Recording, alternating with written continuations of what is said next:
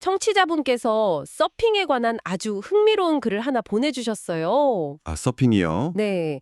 보통 서핑 영화 같은 걸 보면 거대한 파도를 막 정복하는 그런 인간 승리처럼 그려지잖아요. 그렇죠. 보통은 그렇게 생각하죠. 그런데 이 글은 질문을 좀 다르게 던져요.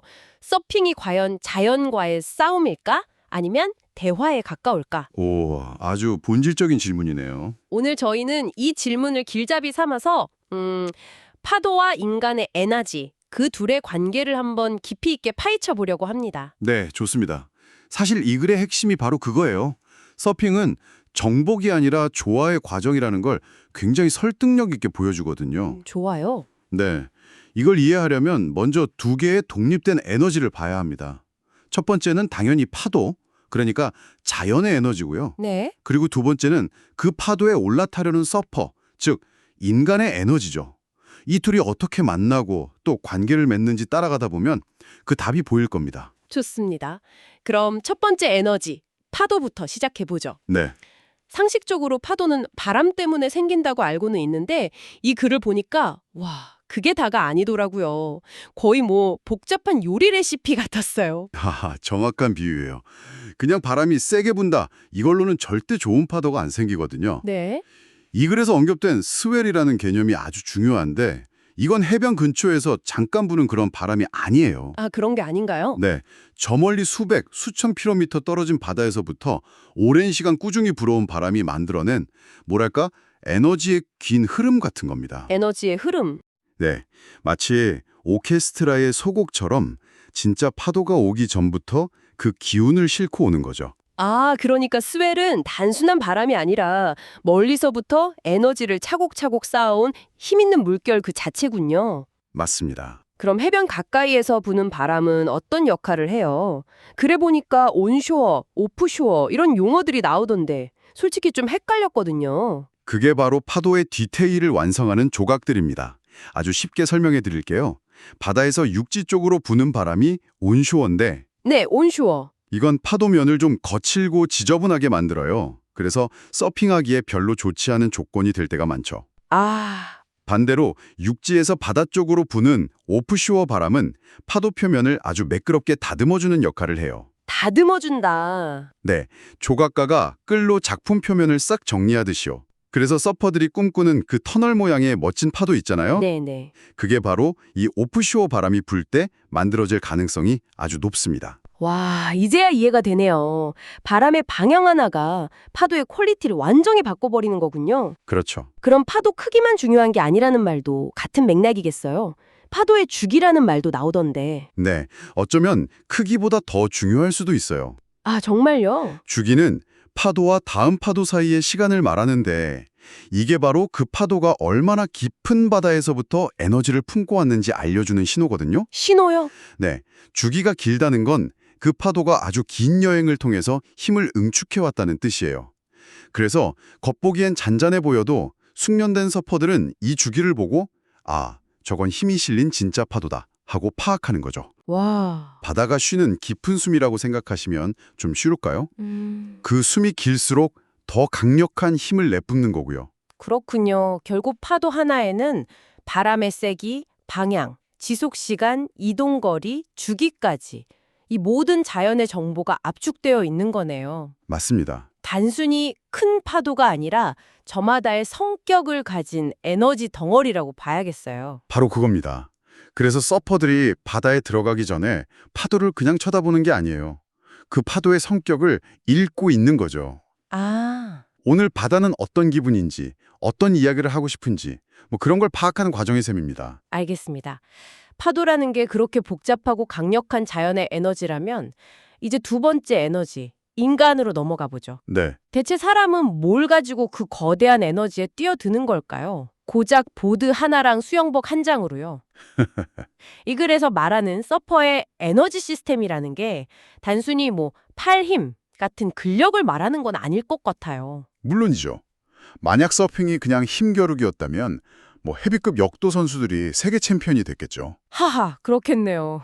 여기서 말하는 에너지는 훨씬 더 복합적인 개념입니다. 물론 파도를 헤치고 나아갈 패들링 근력은 기본이에요. 하지만 그건 전체의 일부에 불과해요. 그럼 뭐가 더 있죠? 끊임없이 흔들리는 보드 위에서 균형을 잡는, 뭐랄까, 체조 선수의 감각. 네. 파도의 가장 힘 있는 지점을 순간적으로 찾아내는 통찰력. 그리고 시시각각 변하는 상황에 맞춰서 다음 동작을 결정하는 거의 체스 선수의 전략적 사고까지. 이게 다 포함됩니다. 와, 거의 종합예술에 가까운 능력이네요.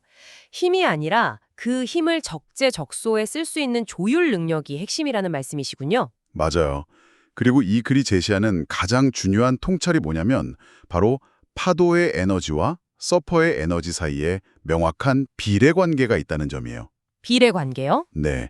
글에 이런 문장이 나와요. 파도가 클수록, 빠를수록, 강할수록 서퍼에게 요구되는 파워와 에너지도 비례해서 커진다. 잠깐만요. 그럼 파도가 강할수록 서퍼도 그만큼의 에너지가 필요하다는 건 결국엔 더 강한 사람이 유리하다는 뜻 아닌가요? 방금 힘이 전부가 아니라고 하셨는데 아주 좋은 질문이에요. 약간 모순처럼 들려서요. 여기서 말하는 비례하는 에너지는 힘과 힘의 맞대결을 의미하는 게 아니에요. 오히려 일종의 에너지 회계에 가깝다는 거죠. 에너지 회계요? 네, 파도라는 거대한 자연 자본이 있다고 한번 상상해 보세요. 서퍼는 그 자본을 활용해서 라이딩이라는 수익을 얻어야 해요. 네네. 파도가 커질수록 자본의 규모는 엄청나게 불어나지만 그걸 다루기 위한 나의 기술적, 체력적, 정신적 자본 역시 그에 맞춰서 커져야만 하는 거예요. 힘만 믿고 무리하게 투자하면 어떻게 될까요? 바로 파산하겠죠? 그렇죠. 파도에 휩쓸리는 게 바로 그겁니다. 에너지 회계라니 비유가 정말 와닿네요. 결국 내가 가진 에너지의 총량이 탈 수 있는 파도의 한계를 결정한다. 이런 거군요. 정확합니다. 결국 정복이 아니라 균형점을 찾는 게임이라는 의미로 들려요. 맞아요. 큰 파도를 파기 위해서는 그 파도를 감당할 수 있는 에너지가 필요하다. 이 글의 이 문장은 단순한 조언이 아니라 서핑이라는 행위를 지배하는 그냥 물리 법칙인 셈이죠. 그럼 이 두 에너지가 만나는 가장 극적인 지점으로 가보죠. 바로 스피드에 대한 이야기인데요. 네, 스피드. 서퍼가 막 패들링을 해서 파도를 잡는 그 순간이 결국 파도의 속도에 내 속도를 맞추는 과정이라고 하더라고요. 네, 그거 마치 초보 운전자가 쌩쌩 달리는 고속도로에 처음 진입하는 순간하고 똑같아요. 아, 너무 느리게 들어가면 뒷차들이 막 경적을 울리면서 위협하고 너무 빠르게 들어가면 앞차를 들이받게 되잖아요. 파도에 합류하는 것도 똑같습니다. 그렇겠네요. 파도의 속도보다 느리면 파도는 그냥 나를 지나쳐 가버리고 또 파도의 힘과 속도를 과소평가하고 섣불리 일어서면 그 힘에 휘말려서 보드랑같이 나뒹굴게 되고요.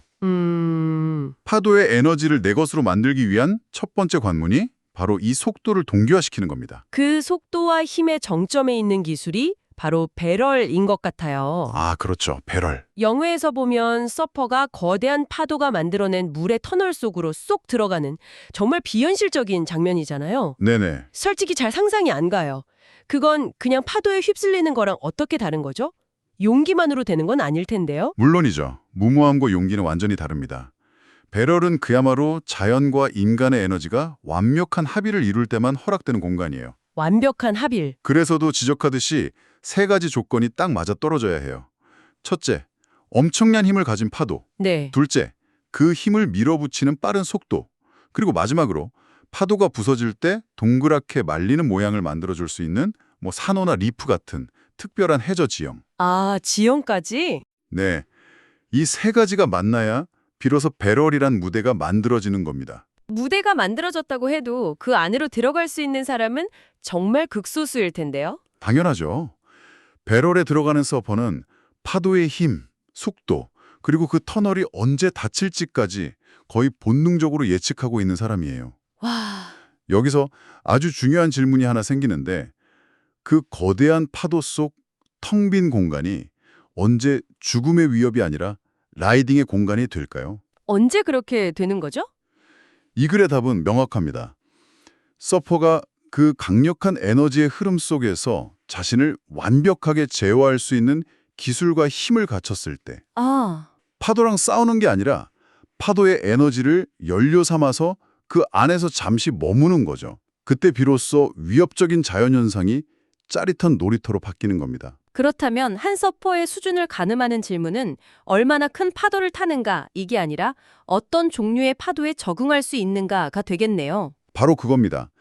이 관점은 왜 특정 지역의 토박이, 그러니까 로컬 서퍼가 그곳의 파도를 가장 잘 타는지 설명해줘요. 아, 맞아요. 수년 혹은 수십 년간 그 지역 파도의 독특한 성격, 뭐 파도가 부서지는 타이밍, 물의 흐름, 예측 불가능한 변화, 이런 것들에 몸으로 적응하면서 깊은 대화를 나누었기 때문이죠. 대화라. 네, 마치 오래된 친구처럼 파도의 미묘한 기분 변화까지도 읽어내는 거예요. 재미있는 건 이 능력이 다른 곳에서도 발휘될 수 있다는 점이에요. 그렇죠. 전혀 다른 나라 해변에 갔더라도 그곳 파도의 성격, 그러니까 에너지의 형태가 내가 익숙하게 타던 파도랑 비슷하다면 거기서도 실력을 발휘할 수 있다는 거잖아요.